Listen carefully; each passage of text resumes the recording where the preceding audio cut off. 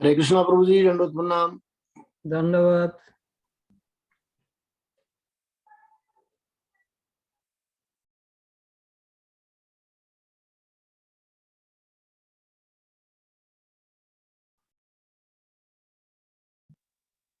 हरे कृष्णा। हरे कृष्णा। दंडवत प्रणाम प्रभु जी। धन्यवाद।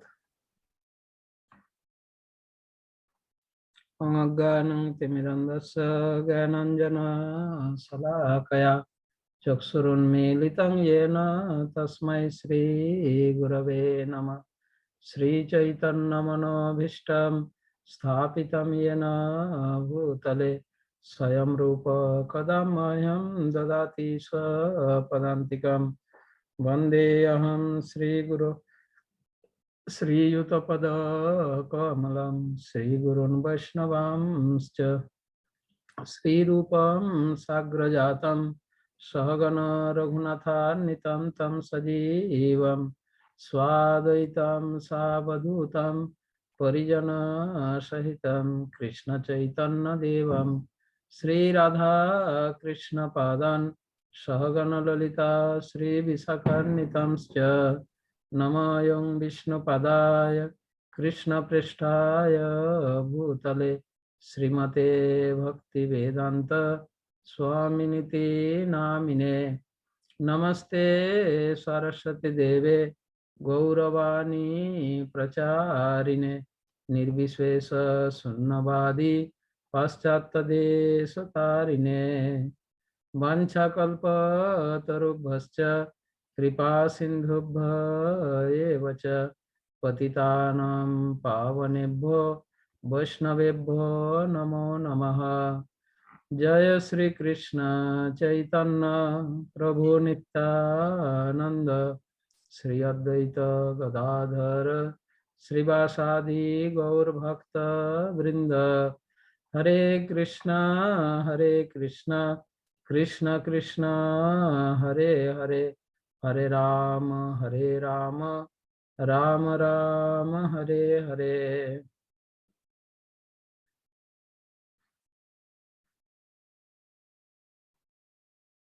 तो कल हम 25वें श्लोक तक पढ़ा था, 26 से पढ़ेंगे आज। 3 प्रकार के कर्ता, सात्विक, राजसी एवं तामसी, 3 प्रकार के कर्ता। मुक्त संग अनहंवादी धृत्युत्साह समन्वित सिद्ध असिद्धायो निर्विकार कर्ता सात्विक उच्यते। जो व्यक्ति भौतिक गुणों के संसर्ग के बिना अहंकार रहित संकल्प तथा उत्साह पूर्वक अपना कर्म करता है और सफलता अथवा असफलता में अविचलित रहता है, वह सात्विक कर्ता कहलाता है। तो जो व्यक्ति भौतिक गुणों के संसर्ग के बिना अहंकार रहित संकल्प तथा उत्साह पूर्वक अपना कर्म करता है। मुक्त संग अनहंवादी, सारे भौतिक संसर्ग से मुक्त, मुक्त संग, अनहंवादी, अहंकार रहित।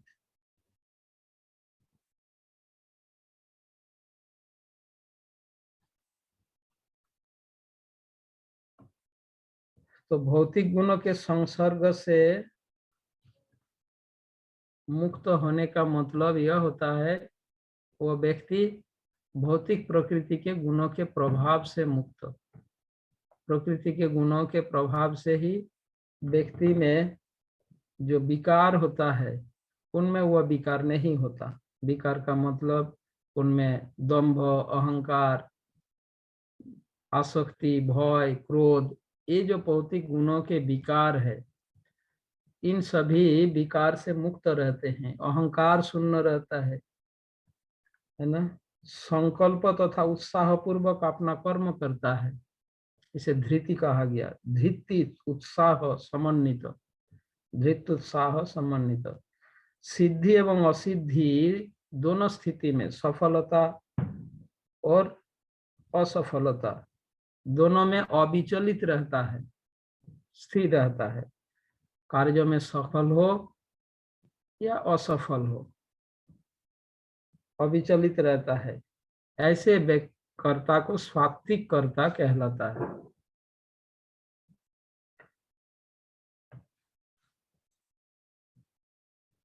जो अज्ञानी लोग होते हैं, अज्ञानी व्यक्ति यह नहीं समझ पाता कि हमारे हृदय में परमात्मा नाम के कोई है, विराजमान में है। यह एक अज्ञानी व्यक्ति नहीं समझ पाते। जो साक्षी के रूप में हमारे हृदय में बैठे हुए हैं और मित्र के रूप में हमें प्रेरणा दे रहे हैं और हमारी समस्त कर्मों का केवल साक्षी ही नहीं, विटनेस ही नहीं, समस्त कर्मों का संचालन भी कर रहे हैं, ऐसे एक व्यक्ति परमात्मा भगवान हमारे हृदय में विराजमान है, इस बात को एक अज्ञानी व्यक्ति नहीं समझ पाता। जो भौतिक प्रकृति के प्रभाव द्वारा प्रभावित होता है वो इस बात को नहीं समझ सकते। यद्यपि शरीर, जीवात्मा, कर्ता, इंद्रियां, विभिन्न प्रकार के चेष्टाएं, ये सब कर्मों का भौतिक कारण है। फिर भी मुख्य कारण जो परमात्मा, जो 14वें श्लोक में जो 5 कारण बताया गया, मुख्य कारण तो परमात्मा है। उनके अनुमति के बिना कर्म संपन्न नहीं हो सकता है ना। इसलिए एक व्यक्ति को, मनुष्य को चाहिए कि ये 4 कारण को ही वो न देखे, 5वां कारण पर ध्यान देना चाहिए। 5वां कारण जो परमात्मा, उन पर ध्यान देना चाहिए। पर अज्ञानी लोग केवल इन 4 कारणों पर ही ध्यान देखता है और उनमें से ये जो 4 भौतिक कारण है, अधिष्ठान, कर्ता, करण और चेष्टा, ये 4 भौतिक कारण है। पर मुख्य कारण जो है परमात्मा, इस पर कोई ध्यान नहीं देता। अज्ञानी लोग, यानी जो भौतिक प्रकृति के गुण द्वारा प्रभावित है, उन पर वो ध्यान नहीं देते, उसको महत्व ही नहीं देते, जबकि उन्हीं के कारण कर्म संपन्न हो रहा है। पर इन पर ध्यान नहीं देते, केवल इन 4 कारणों पर। और इन 4 कारणों में से कर्ता, इस पर अधिक ध्यान है, मैंने किया, समझे, मैंने किया। यहाँ तक कि बाकी 3 कारणों को भी, भौतिक कारणों में से बाकी 3 कारणों को भी वो उतना ध्यान नहीं देता कि मैं कर पाया, मेरा स्वास्थ्य सही था इसीलिए कर पाया, मेरा इंद्रिय मेरे को साथ दिया, मेरा शरीर मेरे को साथ दिया, ये सब बात भी नहीं सोचते। केवल मात्र मैंने किया, इसी पर ही सर्वाधिक महत्व देता है। जो जितना अज्ञानी होता है वो उतना ही केवल इसी का 5 कारण में से केवल इस कारण पर ध्यान देता है, कर्ता, जीवात्मा, कि मैंने किया। पर इसमें भी उनकी अज्ञानता भरा है, क्योंकि वो अपने शरीर को ही अपना स्वरूप समझ रहा है। इसमें भी अज्ञान भरा है। तो इस प्रकार से जो व्यक्ति ऐसा नहीं देखता, यानी इन 4 कारणों पर ही केवल ध्यान नहीं देते, परमात्मा पर भी ध्यान देता है,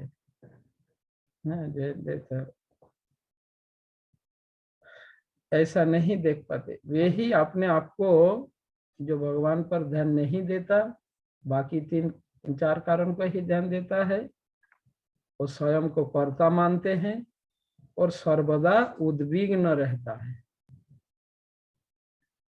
परंतु सात्विक कर्ता के बारे में यहाँ पे जो कहा गया, भौतिक गुणों के संसर्ग के बिना अहंकार रहित संकल्प तथा उत्साह पूर्वक अपना कर्म करता है और सफलता अथवा असफलता में अविचलित रहता है,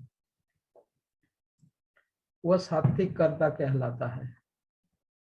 श्लोक संख्या 27 राजसी कर्ता के बारे में बताया गया। रागी कर्म फल प्रेप्सु लुब्ध हिंसात्मक असुचि हर्ष शोकान्वित कर्ता राजस परिकीर्तित।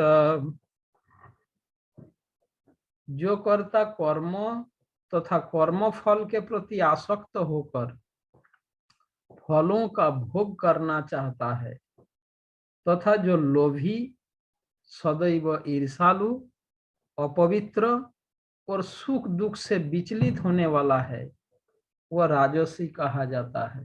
राजसी कर्ता।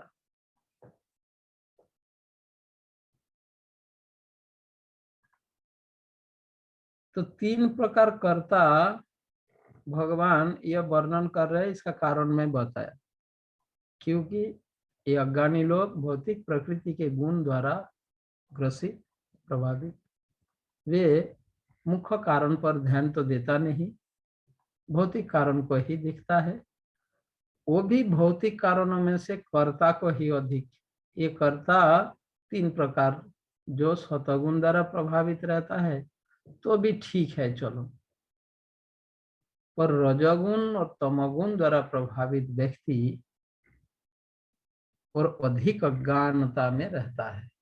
जैसे राजसी कर्ता वह है, यहाँ पर बताया गया, जो कर्ता कर्म तथा कर्म फल के प्रति आसक्त होकर फलों को भोग करना चाहता है, कर्मों के फल को भोगना चाहता है, यानी अत्यंत विषय आसक्त व्यक्ति कर्म फल के प्रति, भोग करने के प्रति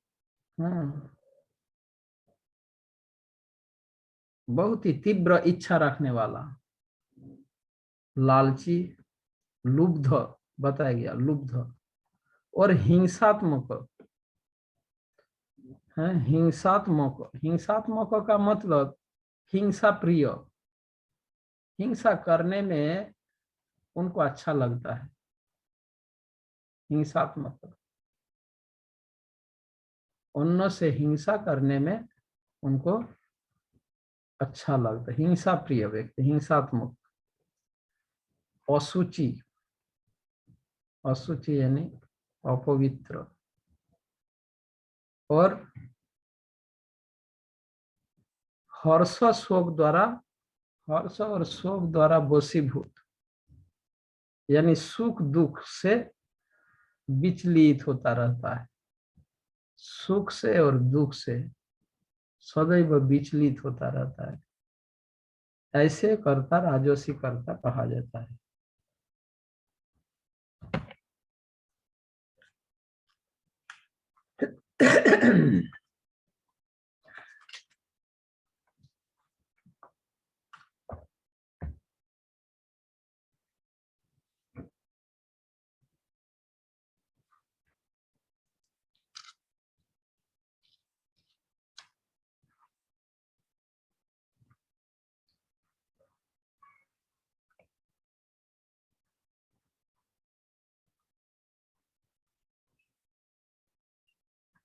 तो भगवान ये जो बात बता रहे हैं, इसका तात्पर्य क्या है, क्यों ऐसा कह रहे हैं भगवान? ये 3 प्रकार की कर्ता का वर्णन है, जो 3 प्रकार कर्म, 3 प्रकार ज्ञान, ये सब गुण के, प्रकृति के गुण के आधार पर ये जो विभाजन का वर्णन कर रहे हैं, रीजन क्या है, क्यों ऐसा? अर्जुन ने पूछा था ना।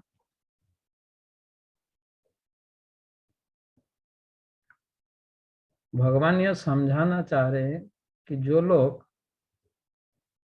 अपने को परमेश्वर के अधीन जानकर कर्तापन के अभिमान एवं फल कामना से रहित होकर कर्मों का आचरण करता है वो बुद्धिमान व्यक्ति है, यही बात समझाना चाहते हैं। कोई भी कर्मफल, किसी कर्म का फल ऐसे व्यक्ति को आबद्ध नहीं करता, बनता नहीं। किसको? जो व्यक्ति अपने को भगवान के अधीन मानकर कर्तापन भाव तथा अभिमान से रहित होकर, मुक्त होकर कर्मों का आचरण करते हैं, ऐसे बुद्धिमान व्यक्ति किसी कर्मफल द्वारा आबद्ध नहीं होते। इसीलिए भगवान अर्जुन को यह समझा रहे, अर्जुन को कहते हैं, अर्जुन युद्ध के विषय में तुम्हारा जो मोह हुआ है, जो मोह हुआ था, वो केवल अहंकार के भाव से उदय हुआ था, क्योंकि तुम स्वयं को कर्ता मान बैठे हो। मुझसे पाप हो जाएगा, ये नरक में जाना पड़ेगा, मुझे पाप लगेगा, मैं इनको मारूंगा तो मुझे पाप लगेगा, मेरे कारण कुल नष्ट हो जाएगा, ये वो सब, ये तुम्हारे मिथ्या अभिमान, स्वयं को कर्ता मानने के कारण ये सब भावनाओं का उदय हुआ। यह समझाने के लिए, एक्चुअली तुम कारण नहीं हो, है ना।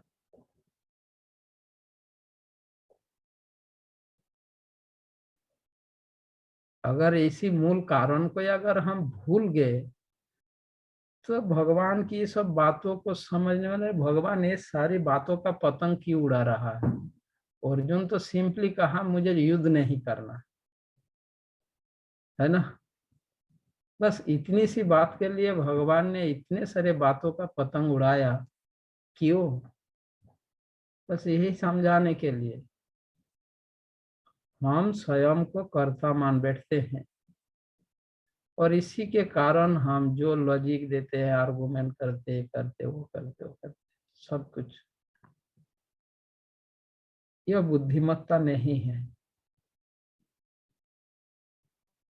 बुद्धिमान वो है जो लोग अपने को भगवान के अधीन मानकर, अभिमान रहित होकर, अभिमान से मुक्त होकर, मिथ्याभिमान से कर्मों का, यानी नियत कर्म जो निर्धारित हो गया मेरे लिए, उस नियत कर्मों का आचरण करता है, वो यथार्थ बुद्धिमान है।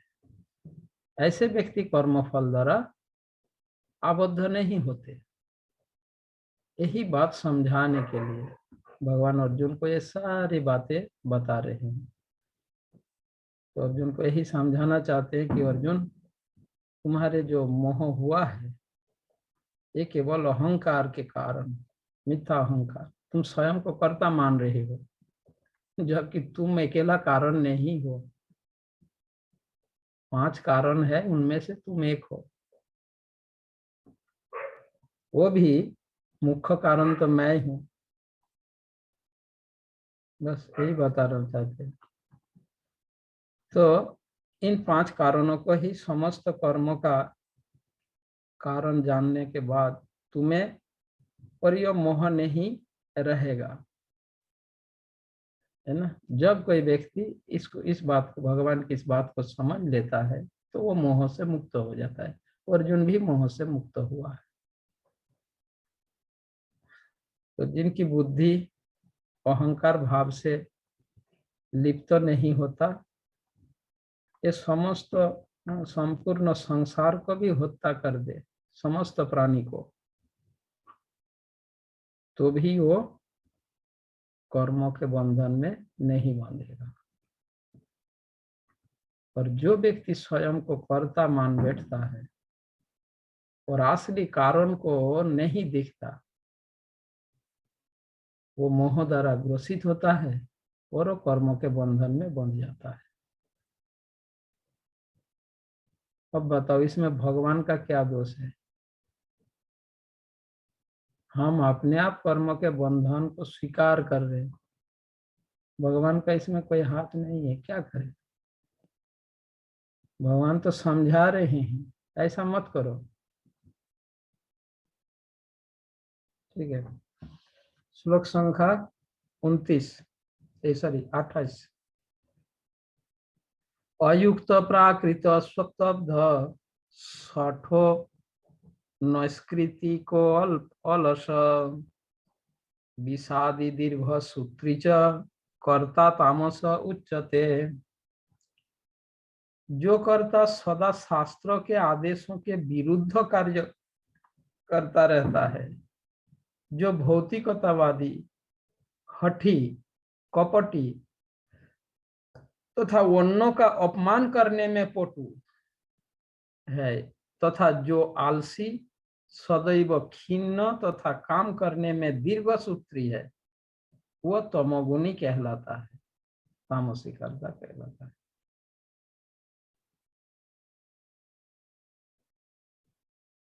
तामसी कर्ता के बारे में बता रहे हैं यहाँ पर,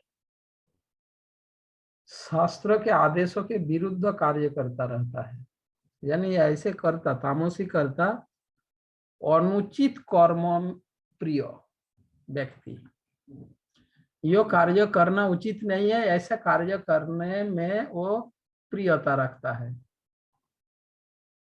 अनुचित कार्य किए बिना वो रह नहीं सकता। यही कहा, जो कर्ता सदा शास्त्र के आदेशों के विरुद्ध कार्य करता रहता है, और जो भौतिकतावादी,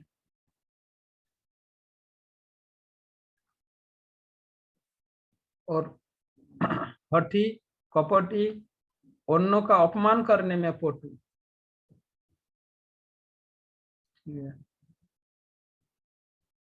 आलसी और दीर्घ सूत्री और सदैव खिन्न रहता है, विषाद खिन्न रहता है। दीर्घ सूत्री का मतलब जिनका 18 महीना में साल होता है, सभी का 12 महीने में होता है, उसका 18 महीनों में साल होता है। दीर्घ सूत्री मतलब जो लंबी समय तक खींचता है, आज नहीं काल कर लेंगे, फिर काल आएगा, काल काल कर लेंगे, अरे काल कर लेंगे, बस एक काल ही काल हो जाता है, महाकाल बन जाता है। दीर्घ सूत्री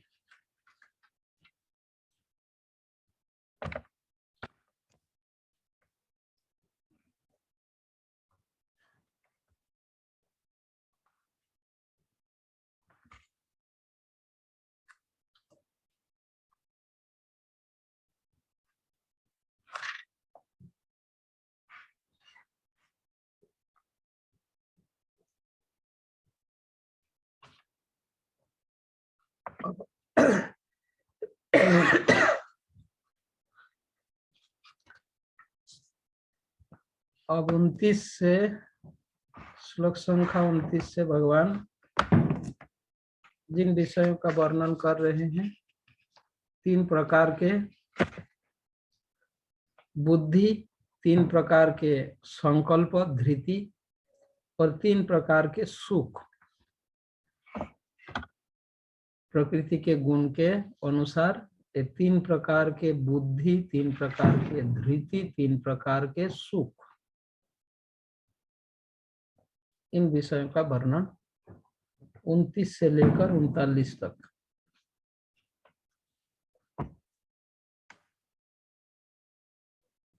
बुद्धेर्भेदं धृतेश्चैव गुणतस्त्रिविधं शृणु प्रोच्यमानम् अशेषेण पृथक्तेन धनंजय।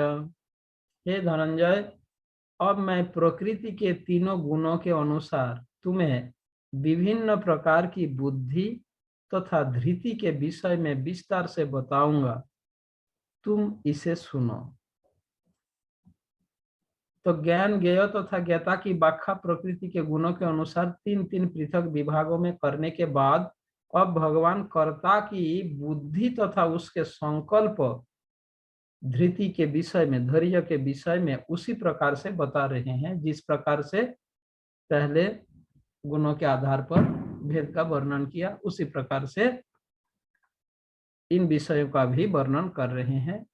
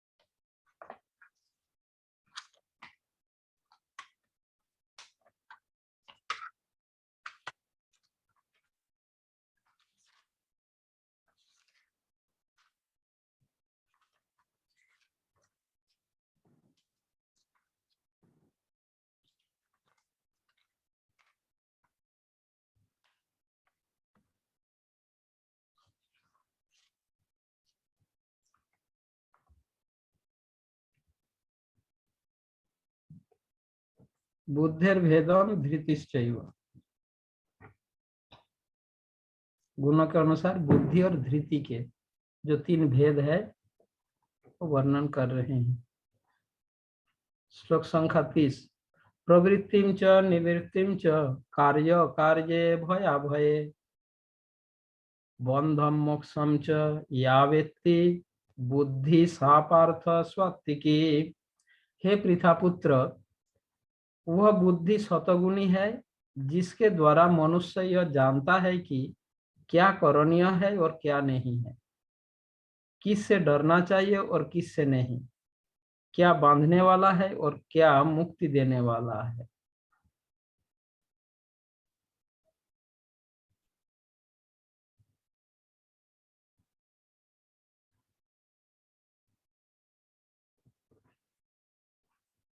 तो सात्विकी बुद्धि, जिस बुद्धि द्वारा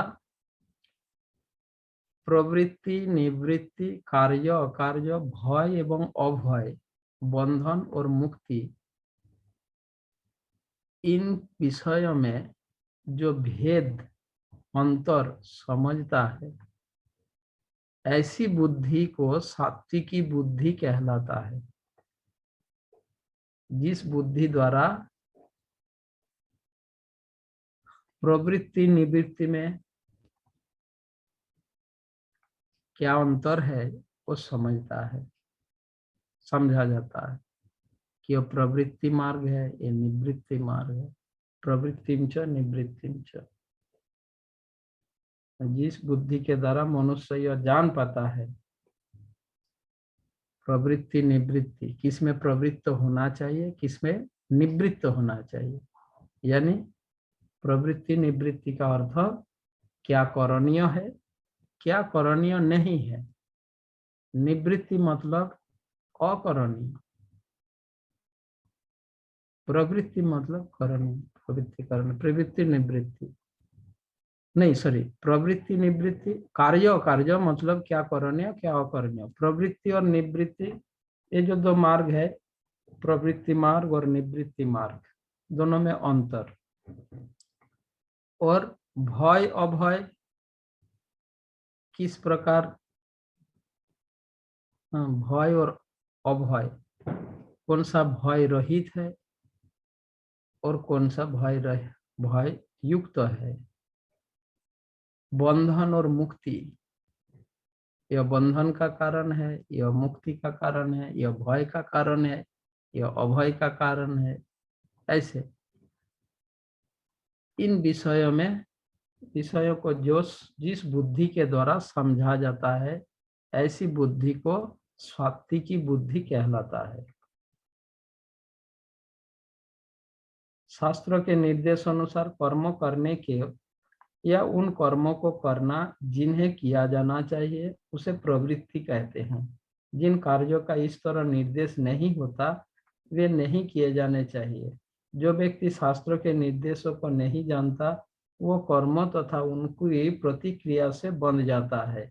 जो बुद्धि अच्छे बुरे का भेद बताती है वह सात्विकी है।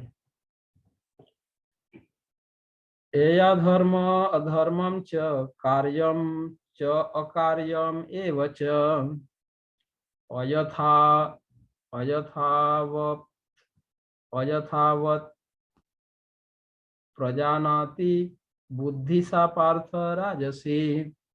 हे पृथापुत्र, जो बुद्धि धर्म तथा अधर्म, करणीय तथा अकरणीय कर्म में भेद नहीं कर पाते, वह राजसी बुद्धि है। धर्म अधर्म, करणीय अकरणीय में कोई भेद नहीं कर पाता जो बुद्धि, उसे राजसी बुद्धि कहलाती है। राजसी बुद्धि धर्म अधर्म और करणीय अकरणीय में भेद नहीं कर पाता। तामसी बुद्धि अधर्म धर्ममिति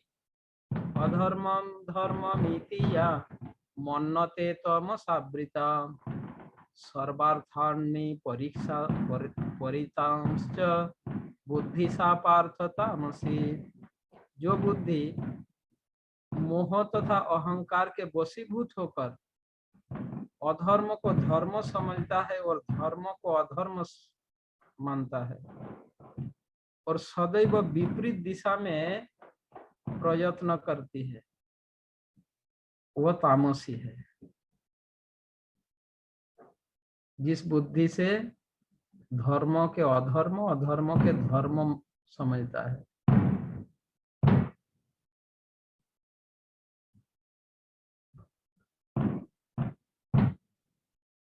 वो तामसी बुद्धि।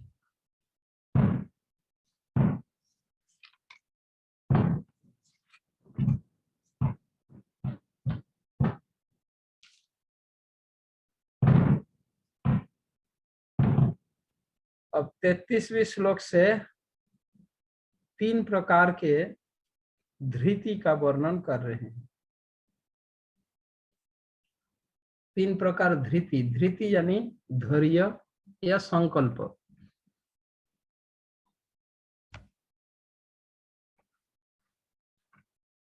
धृत्तया धारयते मन प्राणेन्द्रिय क्रिया योगेनाव्यभिचारिण्य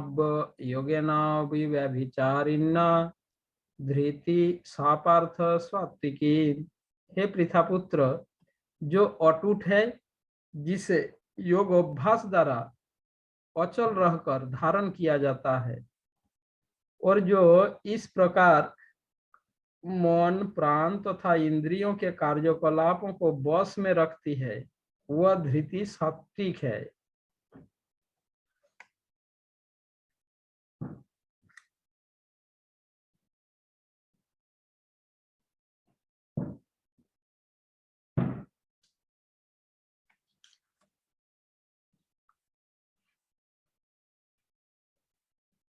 योग अभ्यास पूर्वक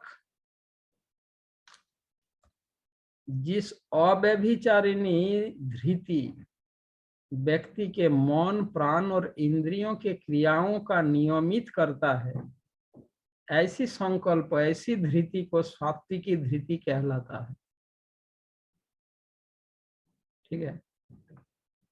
योगाभ्यास पूर्वक, योगाभ्यास के द्वारा जो अव्यभिचारिणी धृति के द्वारा व्यक्ति का मन प्राण और इंद्रियों की क्रियाओं का नियमित करता है, ऐसे संकल्प को, ऐसे धृति को सात्विकी धृति कहलाता है।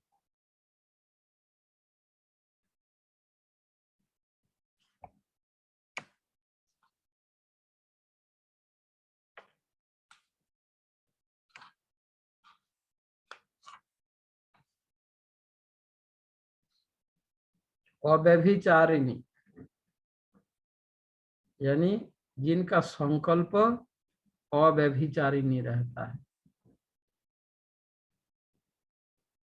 सात्विकी धृति, सात्विकी संकल्प ऐसा होता है। अभी एक संकल्प लिया, पर क्षण वो संकल्प को बदल देता है। वो सात्विकी धृति नहीं है।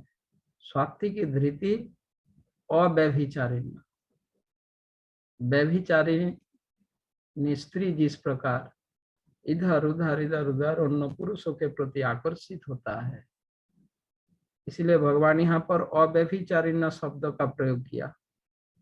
यह सूचित करता है कि कृष्ण भावनामृत में तत्पर मनुष्य कभी किसी दूसरे कार्य द्वारा विचलित नहीं होता, पर जिनका धृति संकल्प ऐसा स्थिर नहीं होता,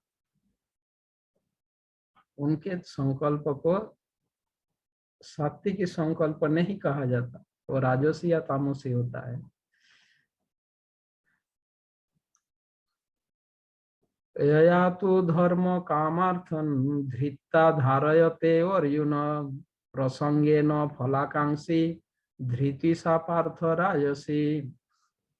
लेकिन हे अर्जुन, जिस धृति से मनुष्य धर्म अर्थ तथा काम के फलों में लिप्त बना रहता है, वह राजसी है।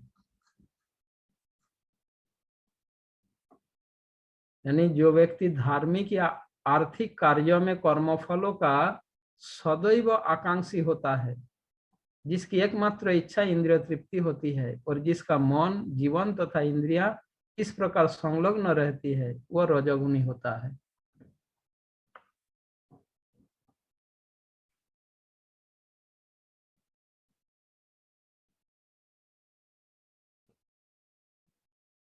और तामसी धृति यया स्वप्नम भयम शोकम विषादम मदम एवच न विमुंचन्ति दुर्मेधा धृति सा पार्थ तामसी।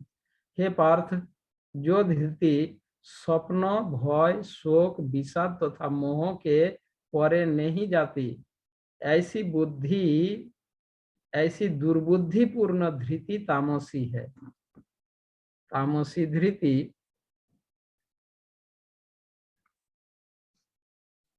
जो धृति मतलब संकल्प, जो धृति स्वप्न भय शोक विषाद मद मतलब अभिमानी गर्वित, इन विषयों को त्याग नहीं देता।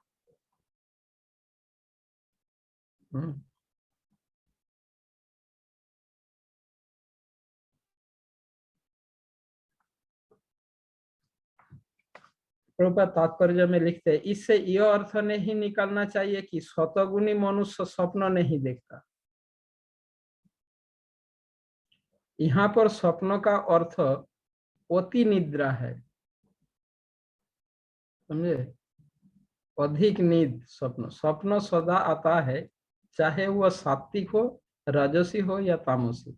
स्वप्न तो प्राकृतिक घटना है, लेकिन जो अपने को अधिक सोने से नहीं बचा पाते, जो भौतिक वस्तुओं को भोगने के गर्व से नहीं बचा पाते और जो सदैव संसार पर प्रभुत्व जताने का स्वप्न देखते रहते हैं और जिनके प्राण मन तथा इंद्रिय इस प्रकार लिप्त रहती है, वे तामसी धृति वाले कहे जाते हैं। अब 3 प्रकार के सुख के बारे में बताएंगे भगवान। 36, 37, 38, 39, 36वें श्लोक में भगवान कह रहे हैं, सुखम त्रिदानीं त्रिविधम शृणु मे भरतर्षभ अभ्यासात् रमते यत्र दुखांतम च निगच्छति। हे भरत श्रेष्ठ, अब मुझसे 3 प्रकार के सुखों के विषय में सुनो, जिनके द्वारा बद्ध जीव भोग करता है और जिसके द्वारा कभी कभी दुखों का अंत हो जाता है। प्रभुपाद समझा रहे हैं, बद्ध जीव भौतिक सुख भोगने की बारंबार चेष्टा करता है, इस प्रकार वह चर्वित चर्वन करता है, लेकिन कभी कभी ऐसे भोग के अंतर्गत वह किसी महापुरुष की संगति से भवबंधन से मुक्त हो जाता है। दूसरे शब्दों में बद्ध जीव सदा ही किसी ना किसी इंद्रिय तृप्ति में लगा रहता है, लेकिन जब सुसंगति से यह समझ लेता है कि यह तो एक ही वस्तु की पुनरावृत्ति है और उसमें वास्तविक कृष्ण भावनामृत का उदय होता है, तो कभी कभी वह ऐसे तथाकथित आवृत्ति मूलक सुख से मुक्त हो जाता है। अब ये 3 प्रकार के सुख,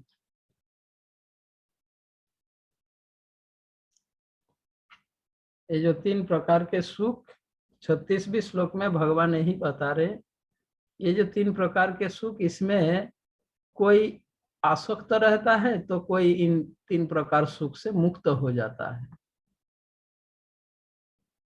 3 प्रकार के सुख में कोई आसक्त लिप्त रहता है तो कोई इन 3 प्रकार के सुख से मुक्त भी होता है। कौन लिप्त होता है और कौन मुक्त होता है, प्रभुपाद तात्पर्य में बताया।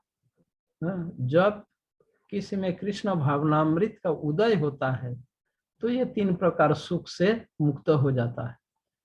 किसी महापुरुषों के संगति से जब वो जान लेता है ये जो 3 प्रकार के सुख है, यह चर्बित चर्वण वस्तु चर्बित वस्तु के पुनः चबाने की बराबर है।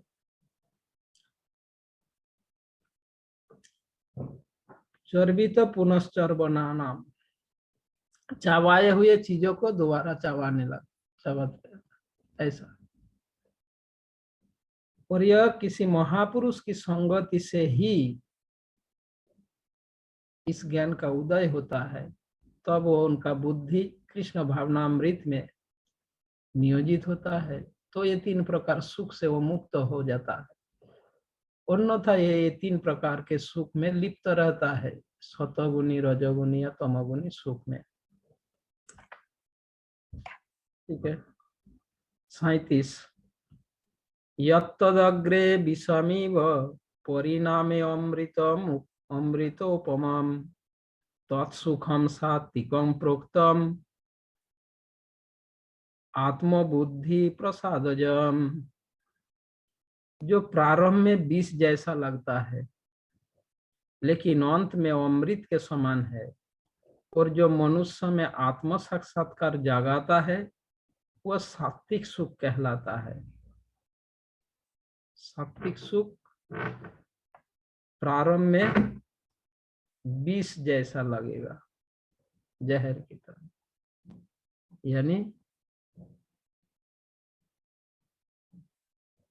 श्रेय और प्रेय।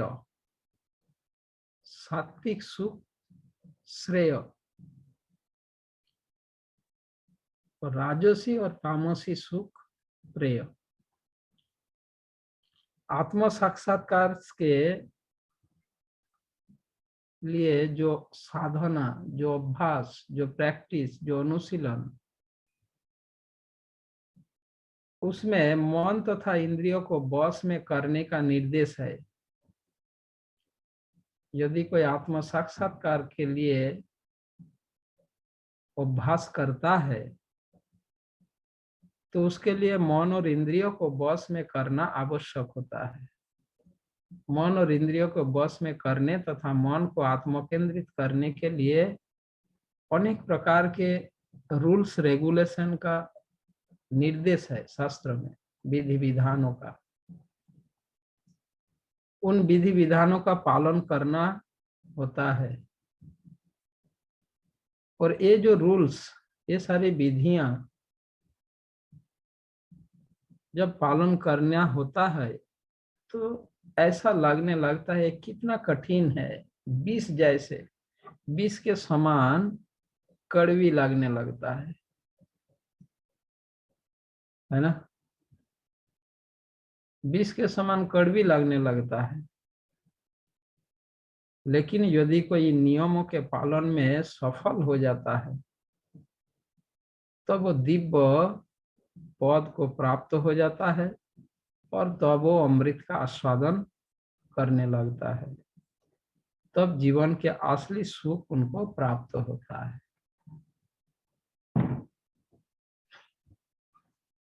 विषयेंद्रिय संयोग विषयेन्द्रिय संयोगात् यत्तत् यत्तत् अग्रे अमृतोपमं परिणामे विषमिव तत्सुखम राज संस्मृतम। जो सुख इंद्रियों द्वारा उनके विषयों के संसर्ग से प्राप्त होता है और जो प्रारंभ में अमृत तुल्य तथा अंत में विष तुल्य लगता है, वह रजोगुणी सुख कहलाता है। तो राजसी सुख विषय तथा इंद्रियों के संयोग से उत्पन्न होता है और यह शुरुआत में प्रारंभ में अमृत जैसे लगता है और अंत में परिणाम में ये विष जैसे लगता है, विष तुल्य लगता है।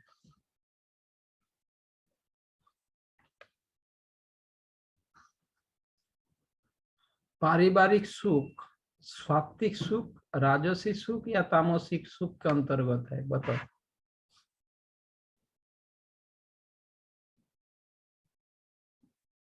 सांसारिक पारिवारिक सांसारिक सुख सात्विकी राजसी या तामसी, कौन सी सुख के अंतर्गत?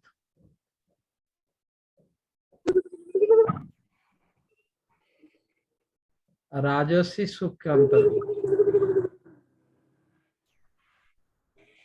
को बताते ना, अपने किनको में जय मन अपार्टमेंट डाला था कि ना, वो ही मैंने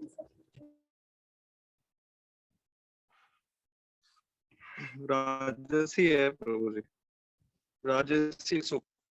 हाँ, राजसी सुख के अंतर्गत है।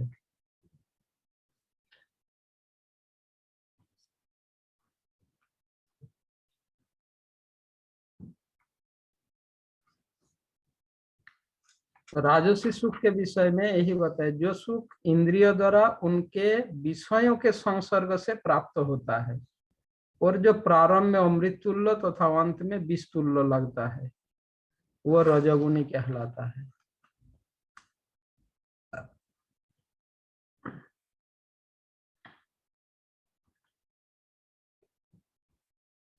श्लोक संख्या 39। यदग्रे च अनुबंधे च सुखम मोहनम आत्मन निद्रालस्य प्रमादोत्थम तत्तामसम उदाहृतम। तथा जो सुख आत्म साक्षात्कार के प्रति अंधा है, जो प्रारंभ से लेकर अंत तक मोहकारक है और जो निद्रा आलस्य तथा मोह से उत्पन्न होता है, वह तामसी कहलाता है।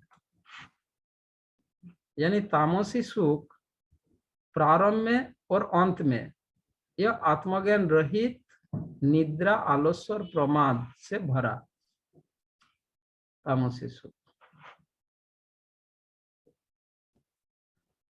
ऐसे संसार में बहुत लोग हैं, निद्रा और आलस्य का अवसर मिल जाता है तो वो स्वयं को सबसे सुखी समझता है, समझे, सबसे सौभाग्यशाली समझता है संसार में। जब उस व्यक्ति को निद्रा और आलस्य का अवसर मिल जाता है तो संसार में वो सबसे खुद को स्वयं को सबसे सुखी समझ बैठता है। आज छुट्टी मिल गया है ना, आज तो मैं पूरा दिन सोता रहूंगा, ऐसे यह है तामसी सुख। प्रभुपाद भी लिखे हैं, जो व्यक्ति आलस्य तथा निद्रा में ही सुखी रहता है वह निश्चय ही तमोगुणी है। जिस व्यक्ति को इसका कोई अनुमान नहीं है कि किस प्रकार कर्म किया जाए और किस प्रकार नहीं, वह भी तमोगुणी है। तमोगुणी व्यक्ति के लिए सारे वस्तुएं भ्रम है, मोह है। उसे न तो प्रारंभ में सुख मिलता है और न अंत में। रजोगुणी व्यक्ति के लिए प्रारंभ में कुछ क्षणिक सुख है और अंत में भी दुख हो सकता है, लेकिन जो तमोगुणी है उसे प्रारंभ में तथा अंत में दुख ही दुख मिलता है।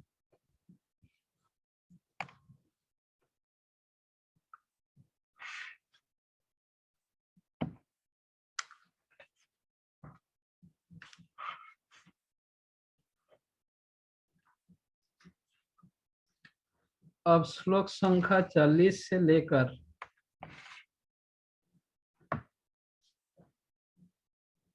49 तक, 49 तक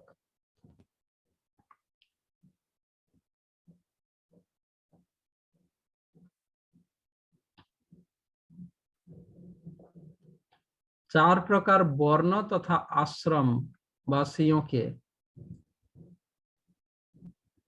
चार प्रकार वर्ण के मनुष्य के स्वभावजात कर्म, स्वाभाविक कर्म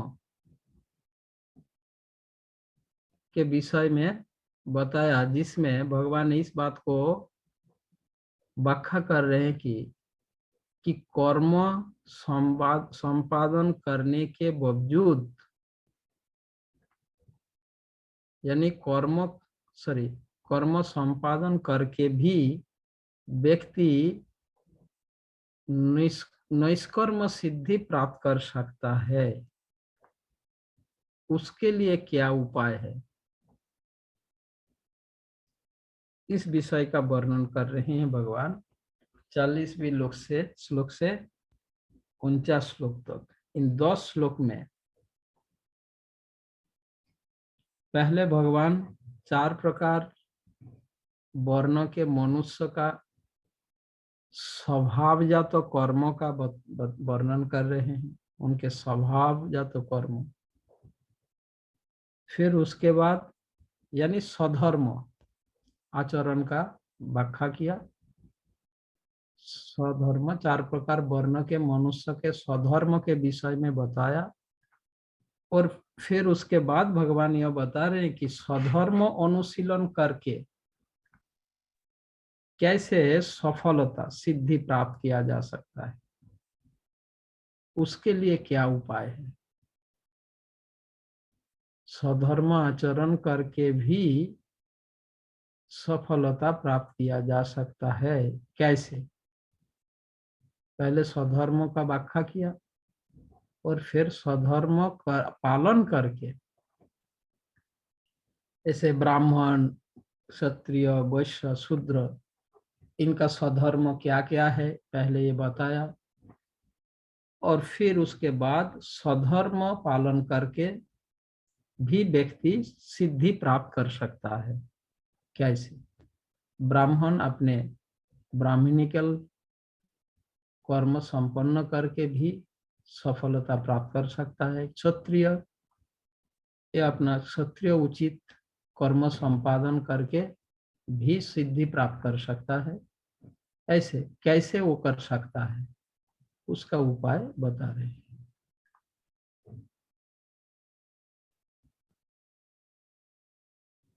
तो कुछ लोग समझते हैं, अरे सभी लोग अगर स्वधर्म त्याग करके हरे कृष्ण करने लगेगा तो संसार कैसे चलेगा। हाँ? तो ये संसार कैसे चलेगा।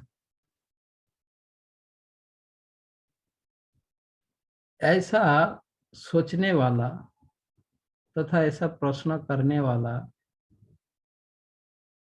को यह सोचना चाहिए, ऐसा हो ही नहीं सकता। स्वधर्म छोड़ना ऐसा सोच तो ये आकाश कुसुम सोच है। आकाश कुसुम, आकाश में कभी फूलों की बागीचा नहीं हो सकता, वो धरती पर ही होगा फूलों की बागीचा।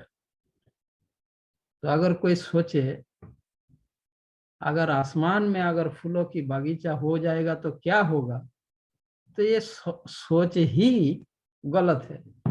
ऐसा ही सोच अगर कोई सोचे, सभी लोग अगर घर अपना स्वधर्म त्याग करके हरे कृष्ण मंदिर में जाके ब्रह्मचारी बन जाएगा तो संसार का क्या होगा। अरे होने वाला है ही नहीं, तो इसलिए ऐसा सोच ही गलत है। अगर कोई सोचे इस इंस्टीट्यूट में सारे विद्यार्थी टीचर बन जाएगा, कभी बना, कभी हुआ कि एक इंस्टीट्यूट में जितने विद्यार्थी विद्या अनुशीलन कर रहे हैं ये सभी टीचर बन गए, ये संभव है क्या। उनमें से कोई एक बन सकता है, एक दो बनेगा, इसका मतलब यह नहीं कि सारे टीचर बनेगा। तो ऐसा ही तो भगवान यहाँ पर ये इस विषय को वर्णन कर रहे हैं। इस भौतिक संसार में मनुष्य, देवताएं, एक में से कोई भी प्रकृति के गुण से मुक्त नहीं है। सभी प्रकृति के गुण के नियंत्रण में है।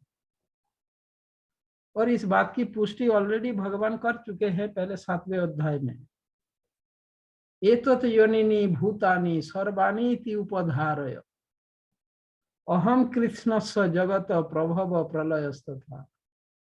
जितने भी जीव योनियां है सभी भगवान के शक्ति के नियंत्रण में है। इसलिए कोई भी गुण मुक्त नहीं है। सभी प्रकृति के गुण के द्वारा संचालित हो रहे हैं। कोई सतगुण द्वारा, तो कोई रजोगुण द्वारा, कोई तमोगुण द्वारा, या कोई मिश्र, सभी गुण द्वारा संचालित हो रहे हैं। ठीक है। तो इसलिए भगवान मानव समाज में प्रकृति के गुण और कर्मों के आधार पर वर्ण और आश्रम की व्यवस्था किए हैं। जिनमें जैसे गुण का प्रभाव है उनका वर्ण निर्धारण गुण के आधार पर और आश्रम का निर्धारण उनके स्वभाव या तो कर्मों के आधार पर। वर्ण निर्धारण गुण के आधार पर, प्रकृति के गुण के आधार पर। यदि व्यक्ति सतगुण द्वारा प्रभावित है तो ब्राह्मण वर्ण के माने जाएंगे। रजोगुण द्वारा प्रभावित हो तो क्षत्रिय वर्ण के, और सत रज मिक्स गुण द्वारा प्रभावित हो तो वो वैश्य गुण के, वैश्य वर्ण के, और यदि वो तमोगुण द्वारा प्रभावित है तो शूद्र वर्ण के माने जाते हैं। ये मतलब ये जो वर्ण विभाजन यह प्रकृति के गुण के आधार पर हुआ है। और गुण के अनुसार स्वभाव होता है, स्वभाव के अनुसार कर्म करता है, तो उस कर्मों के आधार पर उनका आश्रम निर्धारित हुआ है। चातुर्वर्णं मया सृष्टम गुण कर्म विभागस्य।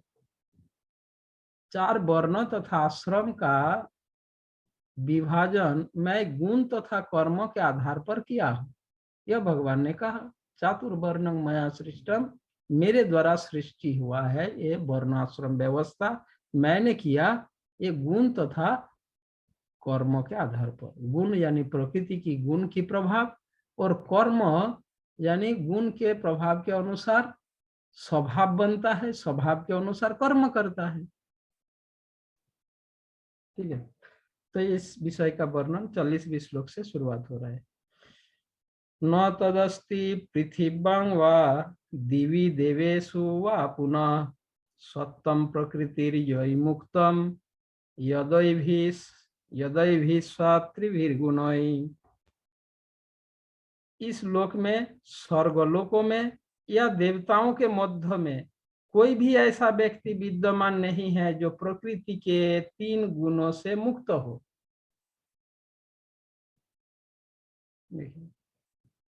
न तदस्ति पृथिव्यां वा दिवि देवेषु वा पुनः सत्तं प्रकृतिर्यैमुक्तं यदैभिस्वात्रिभिर्गुणैः।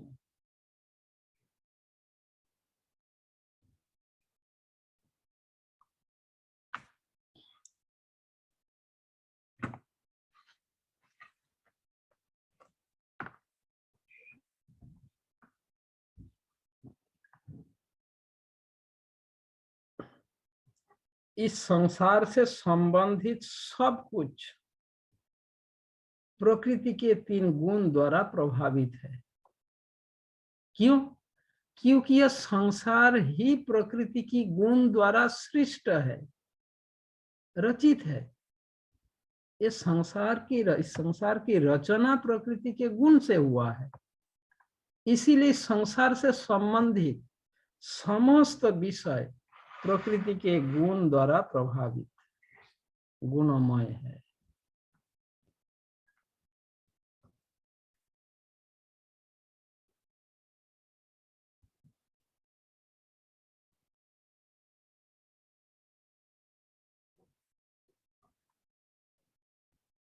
अगर सोने से निर्मित कोई वस्तु हो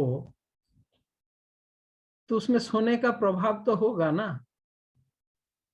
सोने से निर्मित हो तो सोने का प्रभाव, गोल्ड का प्रभाव तो रहेगा या नहीं रहेगा। तो गुण द्वारा निर्मित है यह संसार। तो संसार से संबंधित जो कुछ भी है वो गुण से ही युक्त, गुणमयी है।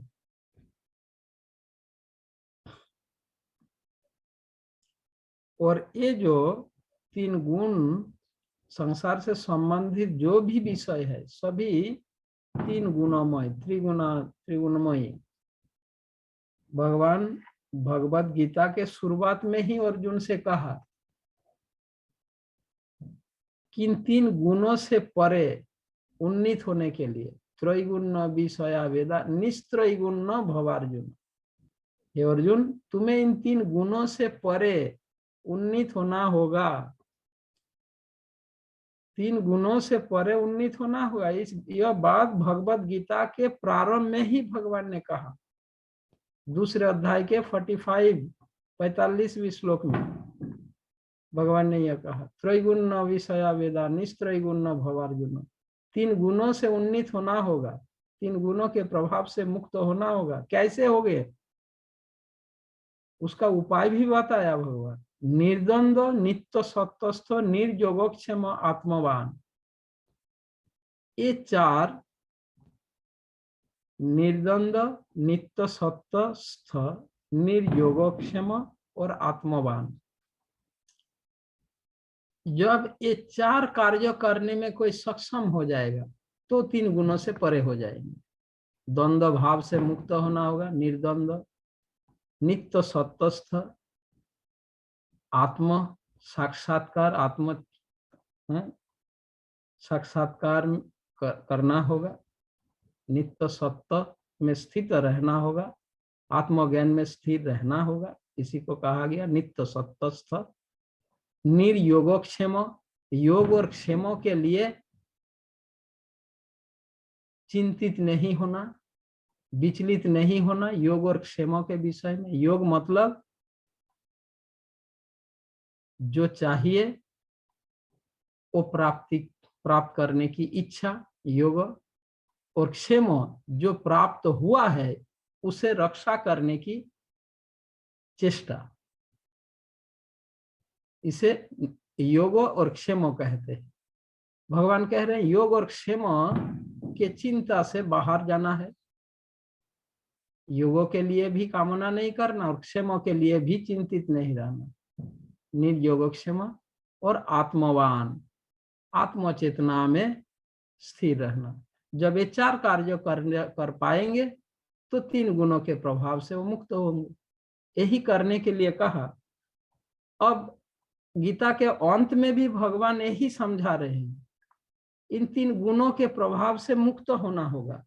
इस संसार में ऐसा कोई नहीं जो इन 3 गुणों के प्रभाव से मुक्त हो। प्रकृति के 3 गुणों के प्रभाव से जब कोई इन 3 गुणों के प्रभाव से मुक्त होंगे तभी वो दिव्य स्थिति को प्राप्त करेगा। तो ये जो 3 गुणों का विषयों का वर्णन किया भगवान अब तक, उनमें साधारणतः सात्विक गुणों को ही श्रेष्ठता का वर्णन हुआ है।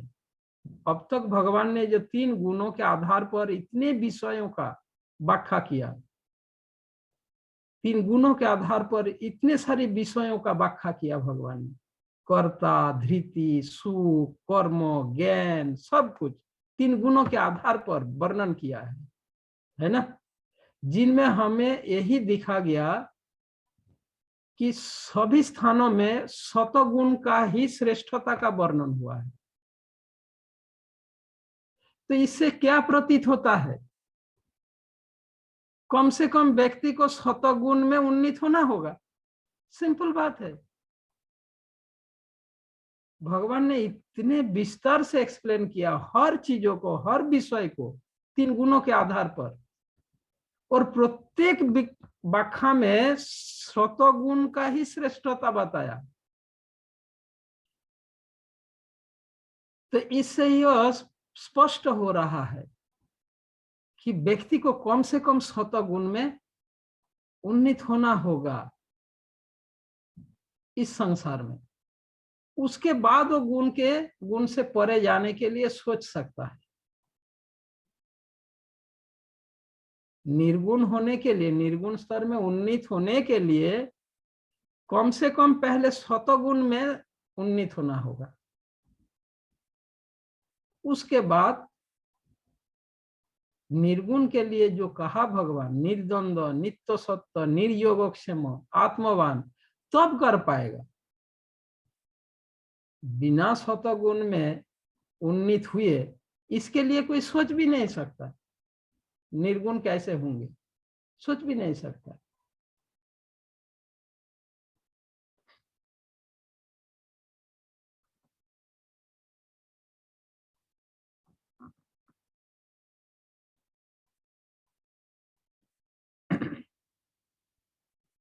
इसके साथ साथ भगवान अब एक जिस विषय का वर्णन कर रहे हैं वह है संसार के बंधन से मुक्त होने के लिए निर्गुण विषयों का आश्रय लेना अत्यंत आवश्यक है। संसार बंधन से मुक्त होने के लिए निर्गुण विषयों का आश्रय लेना आवश्यक है। अब निर्गुण मतलब गुण से परे कौन है? भगवान ने कहा इस संसार में ऐसा कोई नहीं जो गुण से परे हो, मुक्त हो। वो एकमात्र कृष्ण तथा कृष्ण के शुद्ध भक्त ये गुणों से मुक्त है, गुण से परे हैं। इसीलिए संसार बंधन से मुक्त होने के लिए निर्गुण विषयों का आश्रय लेना आवश्यक। भगवान के शुद्ध भक्त, भगवान के भक्ति, भगवान की प्रेममयी सेवा तथा भगवान की भक्ति के जो उपकरण आदि, ये सभी गुणों से परे हैं। इन चीजों का ही आश्रय में रहना होगा, इन्हीं का आश्रय लेना होगा। और इनका आश्रय लिए बिना किसी भी जीवों का कल्याण का संभव ही नहीं है। इसीलिए बुद्धिमान व्यक्ति का यह परम कर्तव्य होता है कि वे ऐसे निर्गुण विषयों का आश्रय ले और लेकर वो गुणों के प्रभाव से मुक्त होने के लिए प्रयत्नशील हो।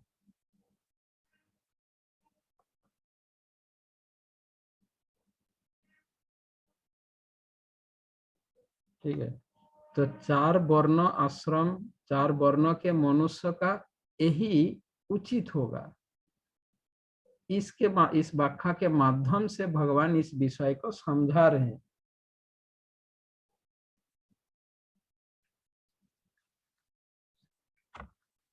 तो इसका चर्चा हम अगले क्लास में करेंगे। मंडे को इसकी चर्चा करेंगे। आज मैंने ग्रुप में आप लोगों के लिए क्वेश्चन पेपर भेज दिया, open book question paper, Bhagavad Gita 13 से 18वीं अध्याय तक। देख लिया आप लोग क्वेश्चन पेपर? कौन कौन नहीं देखा हाथ उठाओ ना। क्वेश्चन पेपर नहीं देखा अभी?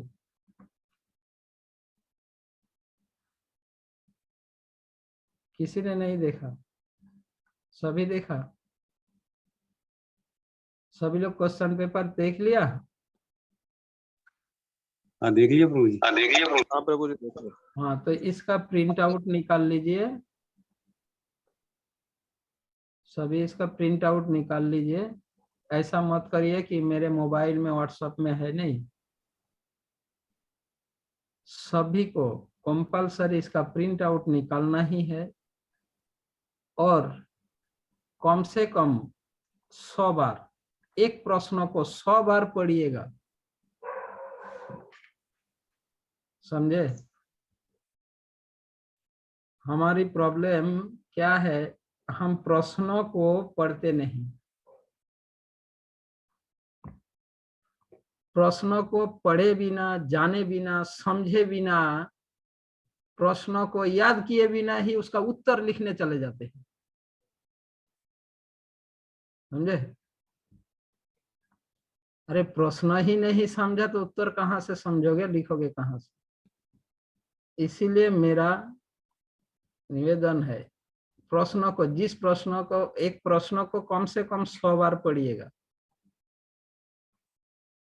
अगर 100 बार ध्यान से पढ़ोगे तो देखना उत्तर अपने आप निकल कर आएगा। अगर प्रश्न अगर ठीक से नहीं पढ़ा, ठीक से नहीं समझा, तो उत्तर कभी ठीक नहीं होगा।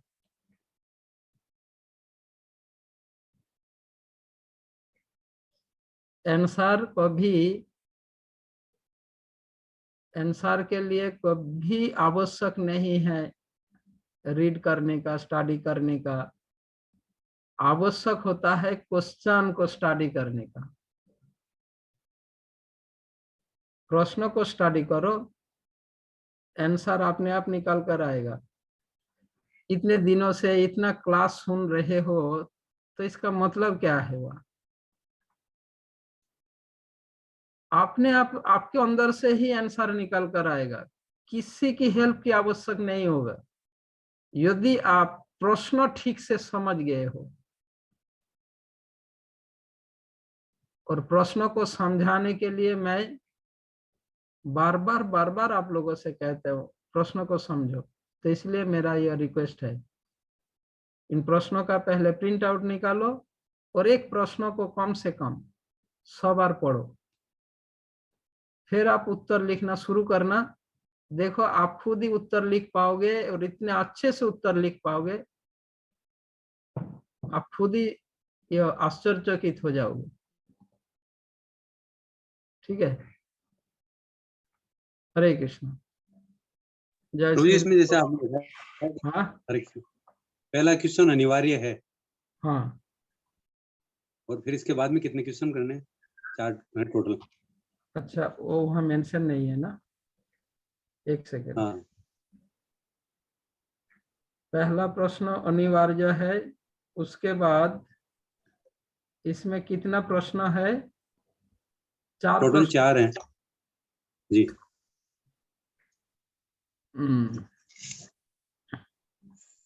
टोटल 3 प्रश्नों का आंसर लिखना है। मतलब पहला प्रश्न अनिवार्य है, बाकी 3 में से कोई भी 2।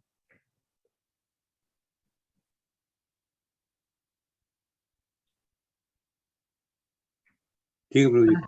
पहला प्रश्न अनिवार्य है और बाकी 3 प्रश्न में से कोई भी 2 प्रश्न।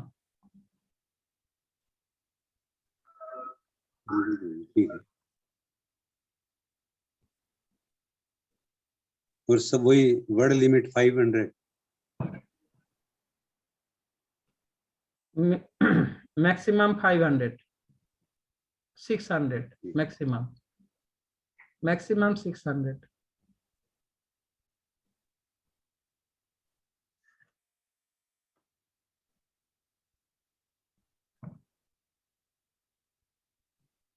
ठीक है प्रभु जी, सही है। तो मैं अभी ग्रुप में लिख देता हूँ इसमें। पहला प्रश्न अनिवार्य है, बाकी 3 प्रश्न में से कोई भी 2 प्रश्न का उत्तर दीजिए।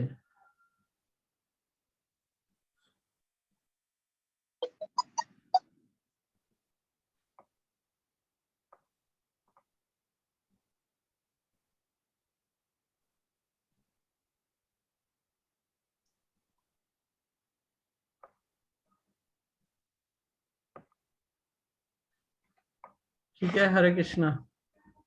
हरे कृष्ण।